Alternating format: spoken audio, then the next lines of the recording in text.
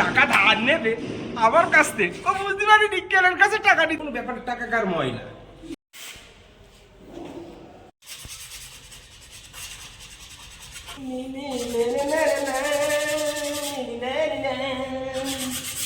মনে মনে ভাবি শুধু আসবে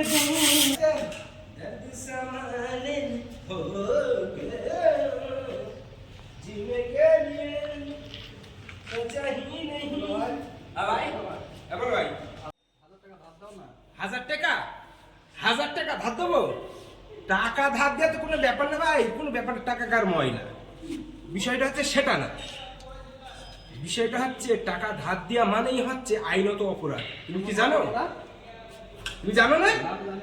জানো না? তাহলে বলি শোনো, আজকে টাকা ধার দেবো, কালকে বলবে, ফোন করে বলবে যে ভাই কাজ করবে।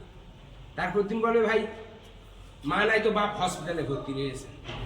তারপরের দিন বলবে ভাই সমিতি আছে, বন্ধন আছে, ঠিক আছে। তারপর দিন বলে ভাই এ মাসের বেতন পাইনি।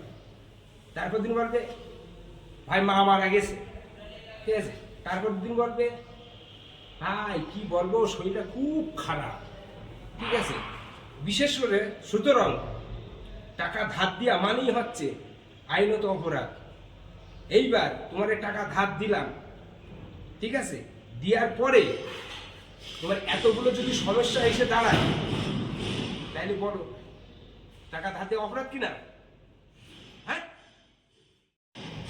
রাখো তোমার টাকা, আমার বাপও মারতে লাগবে না, মাও মারতে লাগবে না। আরে ভাই আমি মারছি নে, তোমার সাথে 1000 টাকা চাইছিলাম, লাগবে না, থাক, রাখো আমি টাকা। মারছি নে, শোন ভাই শোন, আমি মারছি নে, এসবগুলো হয় বুঝেছিস? আরে আয় আয় আয়, টাকা আছে দুবানি আয়, আর আসলে না ভাই, বুঝেছিস? টাকা ধার নেবে আমার কাছ থেকে, ও বুঝতে পারিনি কেলের কাছে টাকা নিতে আছে। কেলে কার কাছ থেকে টাকা নেয়?